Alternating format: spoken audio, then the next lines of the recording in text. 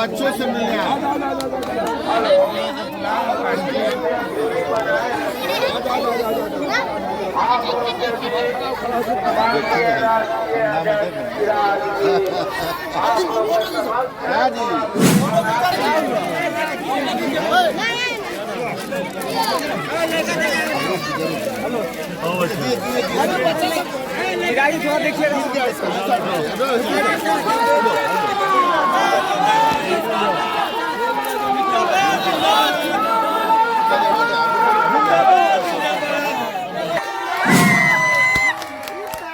जैसा हमारे प्रदेश अध्यक्ष जी ने बताया कि आज बाल दिवस है और बच्चे ही बिहार का भविष्य है।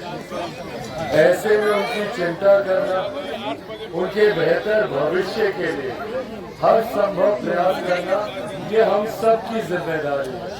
आज यहाँ आने का विशेष उद्देश्य से बच्चों से मिलना था। आज बाल दिवस है, बच्चों का दिन है और बच्चे बिहार का भविष्य हैं। वो बात अलग है कि मेरे मुख्यमंत्री नीतीश कुमार जी मुझे भी बच्चा ही मानते हैं। अगर वो मानते हैं तो आज तो विशेषता मेरा दिन है, पर हकीकत है ये बच्चों का दिन है। और ऐसे में बिहार का भविष्य सुरक्षित हाथों में जाए। जो संघर्ष हमारी पिछली पीढ़ी ने किया, मौजूदा पीढ़ी कर रही है, वो संघर्ष कम से कम हमारी अगली पीढ़ी को ना करना पड़े। इस दिशा में हम लोग को कार्य करने की, प्रयास करने की हम लोग को ज़रूरत है। ऐसे में कम से कम आज के दिन बच्चों के साथ समय बिताकर उनको प्रोत्साहित कर उनको आगे बढ़ने की राह दिखाना, उनका मार्गदर्शन करने के उद्देश्य से आज यहाँ पर आया हूँ। पटना में था, वहाँ पे ही बच्चों से मुलाकात हुई, हाजीपुर में था, वहाँ पे भी हुई, मुजफ्फरपुर में इससे पहले कार्यक्रम था, वहाँ पे भी, और मोतिहारी अभी हम लोग आए तो यहाँ पे भी बच्चों से विशेष था। पार्टी के कुछ कार्यकर्ता थे जो चाहते थे कि यहाँ पे कार्यक्रम है, बच्चे चाहते हैं मिलना, तो उसी उद्देश्य के साथ यहाँ पर आए। बस इतनी कामना रखता हूँ कि आने वाले समय में बिहार के खास तौर पे बच्चों का भविष्य सुरक्षित हो।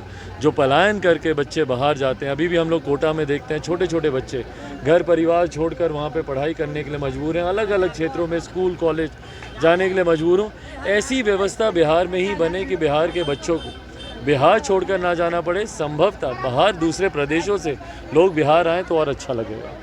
अब आपके कोई सवाल? बिहार में शराबबंदी विफल है, आप इस संबंध में क्या कहें? मैं तो इस संबंध में लंबे समय से कहता ही आ रहा हूँ, पर अब मेरी बातों को बल देने के लिए जनता दल यूनाइटेड के खुद के नेता सामने आ रहे हैं। जिस तरीके से उनके संसदीय बोर्ड के अध्यक्ष उपेंद्र कुशवाहा जी का बयान सामने आया, या जिस तरीके से कांग्रेस के नेताओं का बयान सामने आया, देखिए ये हकीकत किसी से छुपी नहीं है कि शराबबंदी पूरी तरीके से विफल है।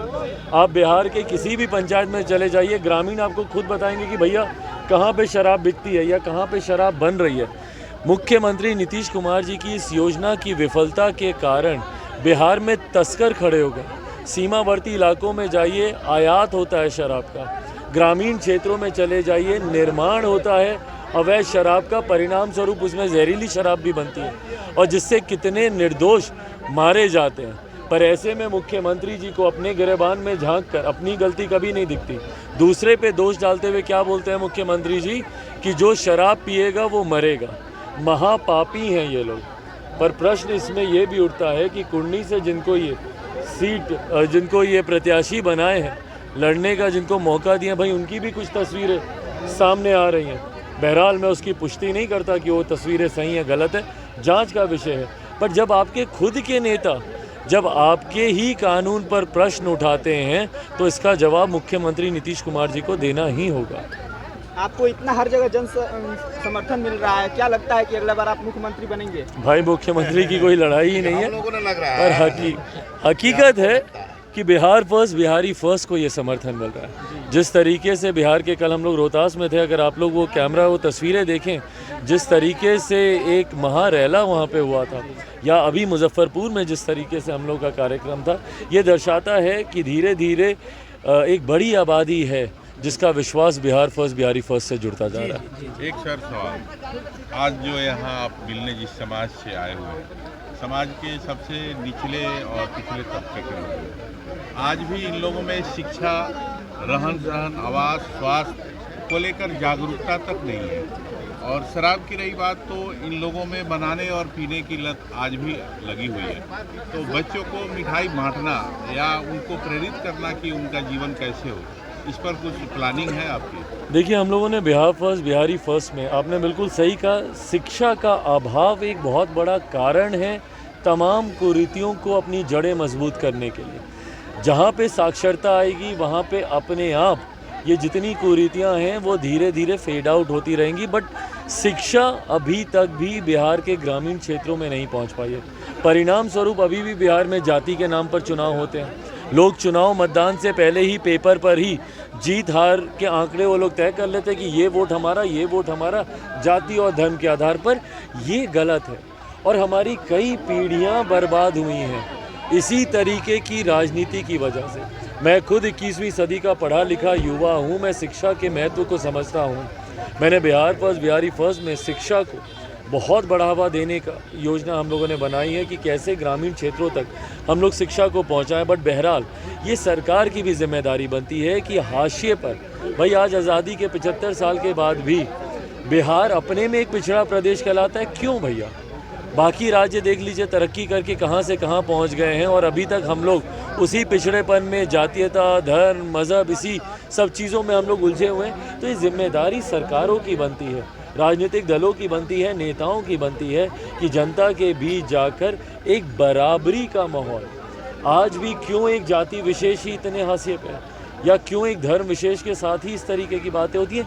ये तमाम, भारत विभिन्नताओं का देश है और जब तक तमाम बिहारी एकजुट नहीं होंगे, हम लोग जाति में बाद में, हम लोग धर्म में बाद में, पहले हम लोग बिहारी हैं और पहले 13 करोड़ बिहारियों की बात होना ज़रूरी है।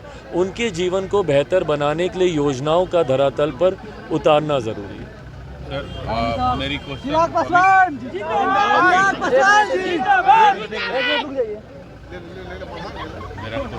अभी वही था, आपके पिता महादलित समाज के उत्थान के लिए काफ़ी प्लानिंग किया, संसद में उनकी हमेशा आवाज़ बुलंद रहती थी। आप खुद एक सांसद हैं और पार्टी के राष्ट्रीय अध्यक्ष भी हैं। मेरा सवाल था कि इनके उत्थान के लिए आपके पास कोई माइक्रो प्लान, आपके कार्यकर्ता जागरूकता के लिए कुछ मिशन या कुछ प्लानिंग है क्या? जी बिल्कुल, जैसा मैंने कहा, आप मेरा बिहार फर्स्ट बिहारी फर्स्ट, अगर आप मेरा विजन डॉक्यूमेंट अगर आप पढ़ेंगे, उसमें ऐसे ही खास तौर पर देखिए, ज़रूरत और बड़ी बात यह है कि बिहार की एक बड़ी आबादी ऐसी ही परिस्थिति में है। भले वो अब आप उसको जाति से जोड़ लें या किसी धर्म से जोड़ लें, बट एक बड़ी आबादी है जो कि आज भी हाशिए पर है। और मैं मानता हूँ कि भाई जात पात, धर्म, मज़हब नहीं, हिंदुस्तान में अगर कोई एक फ़र्क है, कोई एक भेद है, तो वो इतना कि एक अमीर जो अमीर होता जा रहा है, दूसरा गरीब जो गरीब होता जा रहा है। और इस गरीब वर्ग में आपको हर जात पात, धर्म, मज़हब के आपको लोग मिलेंगे। जब तक इनको आगे नहीं बढ़ाया जाएगा, मैंने बार बार अपनी योजनाओं में पर कैपिटा इनकम, प्रति व्यक्ति आय को बढ़ाने का मैंने जिक्र किया। जब तक हर हाथ में काम नहीं मिलेगा, जब तक हर हाथ में ज़्यादा इनकम नहीं आएगी, किसानों की परिस्थिति देख लीजिए भाई, कृषि प्रधान प्रदेश है हमारा, किसानों की क्या बदहाल परिस्थिति है। यहाँ पे खाद्य का आप देख लीजिए मामला, रह रहकर किस तरीके से उसमें परेशानियाँ किसानों को आती हैं, मजदूरों की अपनी समस्याएं हैं। तो हर वर्ग को आपको साथ लेकर चलने की ज़रूरत होगी, जिसका मैं दोहराता हूँ, मैंने बिहार फर्स्ट बिहारी फर्स्ट में हम लोगों ने सिर्फ समस्या ही नहीं, समाधान का भी हम लोगों ने उसमें जिक्र किया। बुधनी उप विधानसभा चुनाव में आपका क्या योगदान रहेगा? भाई हम लोग एनडीए के प्रत्याशी को जिताने के लिए हम लोगों ने इस बात को पहले ही स्पष्ट कर दिया कि लोक जनशक्ति पार्टी रामविलास पूरी तरीके से एनडीए के प्रत्याशी का हम लोग समर्थन करेंगे हर उपचुनाव में। कुर्नी का ये तीसरा चुनाव है, 2 हो चुके हैं जिसमें से 1 हम लोग जीते और मोकामा भी मैं मानूंगा कि भाई एक बहुत बेहतर प्रदर्शन रहा। जहां ये लोग मान रहे थे कि 30,000 40,000 से हम लोग की हार होगी, वहां पे भी हम लोग का मत प्रतिशत बहुत अच्छा रहा।